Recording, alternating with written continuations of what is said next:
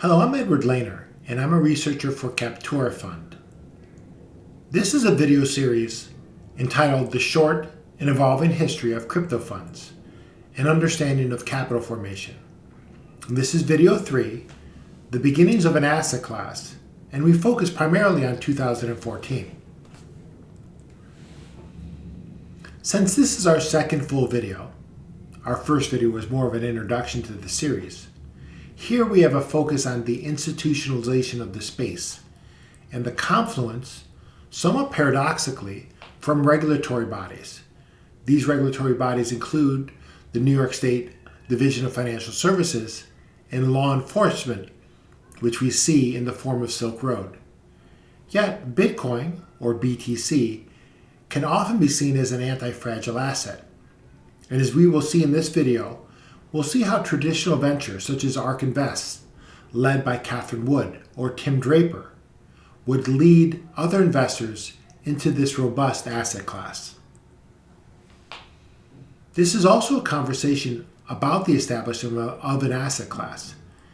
And since this video takes a slightly different approach than the last video, let me talk to you about the notion of an asset class. More specifically, within this video, we will look at the intersection of different occurrences and how these events in turn began to shape and to a degree professionalize the industry. And as I mentioned earlier, we primarily center on 2014, yet a seminal paper from ARK Invest and Coinbase will be the way that we kick off this series. Before going any further, I'd like to talk about professionalizing this industry. This notion of whether an industry can be professionalized is a complicated idea. How cryptocurrency evolves from the cypherpunk movement into an ecosphere for developers and cryptographers, this is not an easy transition. And then to take one further hop into the professional world of venture capital and fund management is an unprecedented move for any asset class. I will focus here primarily on 3 milestones and how each of these events helps shape the development of the space. First, as mentioned, I will cover a paper published by ARK Invest and Coinbase, and this paper comes out in 2016. Secondly, I will cover the BitLicense hearings of 2014. And lastly, I will cover, and this also occurs in 2014, the government's selling of 30,000 or nearly 30,000 Bitcoin that was seized from the dark web portal Silk Road, and how Ken Draper purchases these coins by auction. I'll argue that this is another seminal event in capital formation in our space.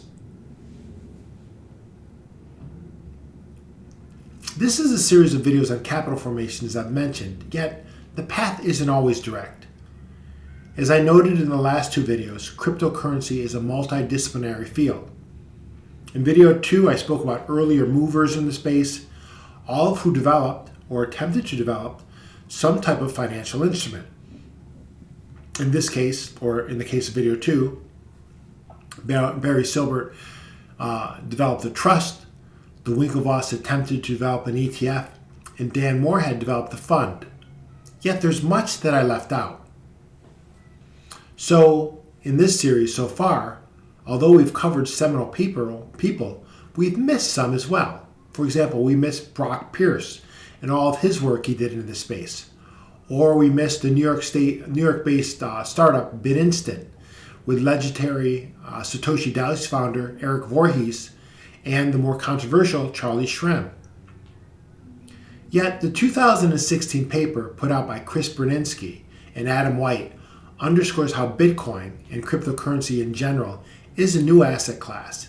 And although it's published in 2016, you can see how it covers ideas of the development of the space, and certainly covered in 2014. And in 2014 in particular sets the stage for a paper like this. So without any further ado, let's cover why the paper Ringing in the New Asset Class Bitcoin is seminal. So what's done in this paper? Chris Berninsky and White are building on Robert Greer's framework, underscoring what an asset class is. They have defined 4 distinct characteristics that delineate the boundaries of any traditional asset class. These characteristics are investability, risk-reward profile, political economic features, as well as correlation to other returns, which is often framed as price independence. Why this is significant? Because Brzezinski and White begin to articulate with an institutional grade lens, equating BTC to the notion of it being investable. They also underscore and highlight the political economic features. For example, the unstoppability of the code or the immutability of the ledger. They also underscore the correlation of returns, and there's a level of price independence that you see in BTC uncorrelated to other asset classes. Also, they underscore the risk-reward profile, and this is a compelling thesis to invest. When we look at bringing in the new asset class from a type of analysis, this paper, of course, gives us a type of institutional grade research. The asset class, as seen in this paper and other reports like it, shows that it's more fully vetted. This asset class is more fully researched, as well as it's being scrutinized more fully. However, it's important to realize that ARK Invest, headed by celebrity fund manager Catherine Wood, and Coinbase, headed by soon-to-be billionaire Brian Armstrong, invariably stood behind this type of work. Well, what does that tell us? It tells us that large funds are actively researching and investing in this space as early as 2014 and before, and beyond, certainly before and beyond. When I say 2014 and before, we're primarily talking about Dan Moorhead and others who, up until this point, aren't as well known. Also, what does this paper tell us? It tells us that a startup with great ambitions like Coinbase is also closely examining this space. Now I'd like to turn to the BitLicense hearings of 2014. This second event is really important. If you're unfamiliar with the BitLicense, they were hearings that were held for compliance for companies, and this was primarily for compliance in New York State, or exclusively New York State. The hearings were organized by the New York State's Division of Financial Services, or DFS. It was also attended very heavily by well-known people in the space. For example, the Winklevoss twins, Barry Silbert, and notably Fred Wilson of Union Square Ventures was in attendance. Also present was Benjamin Lawsky, who at the time was the superintendent of DFS and who would later join the board of Ripple. If we look at this from an analysis standpoint, 2014's regulation in the form of the BitLicense is important because it makes a significant state action, and this is the only state action to date, to effectively stop innovation in cryptocurrency in New York State. As of June of 2020, there were only 30 companies who had BitLicenses, and this went in effect in 2015, so roughly 6 a year. Why this is also significant is because it shifts New York away from being the epicenter of cryptocurrency development. Now, one could argue whether New York was ever the epicenter, but let me make a case for it. The first Bitcoin conference in 2011 was held in Manhattan at the now defunct Roosevelt Hotel. One of the first startups in the form of BitInstant was also in New York City.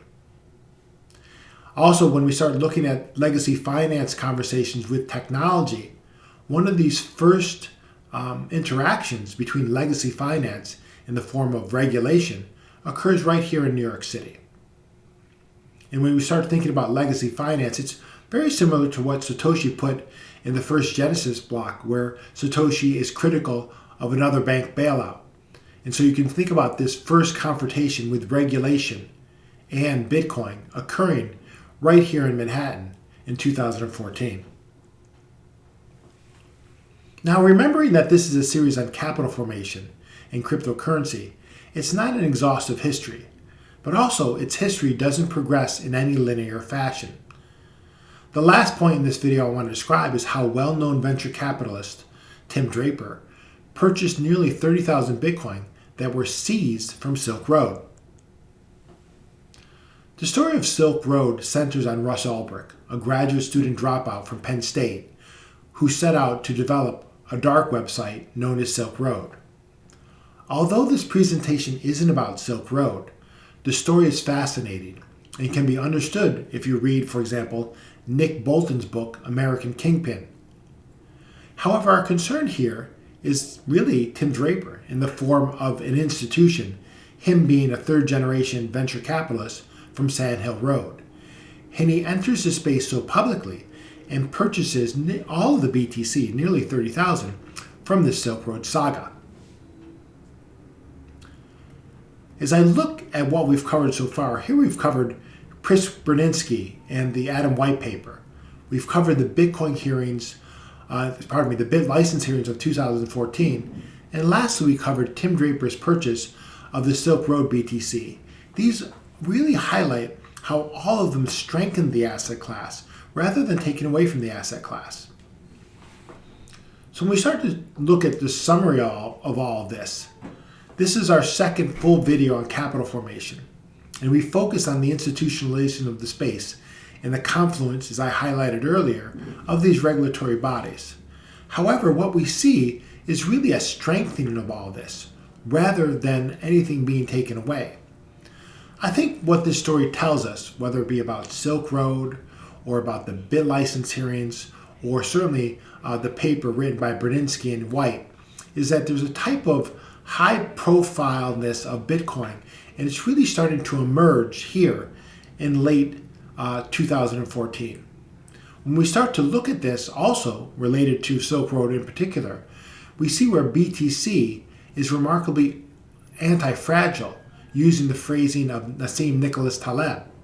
And we also see that fund managers like Draper, who funded many BTC startups, begins to hold the underlying rather than just investing in startups in the space. In fact, this highlights how the currency itself may be the true asset in this marketplace. We've covered a great deal in this video, and in particular, we covered how capital formation doesn't align with any particular linear story. And as we looked at Adam White and Chris Brzezinski's paper, or if we looked at regulation that was meant to really inhibit growth in BTC via the bid license, or lastly, as we looked at Tim Draper and the purchasing of the Silk Road Bitcoins, we can see how anti-fragile this asset is becoming.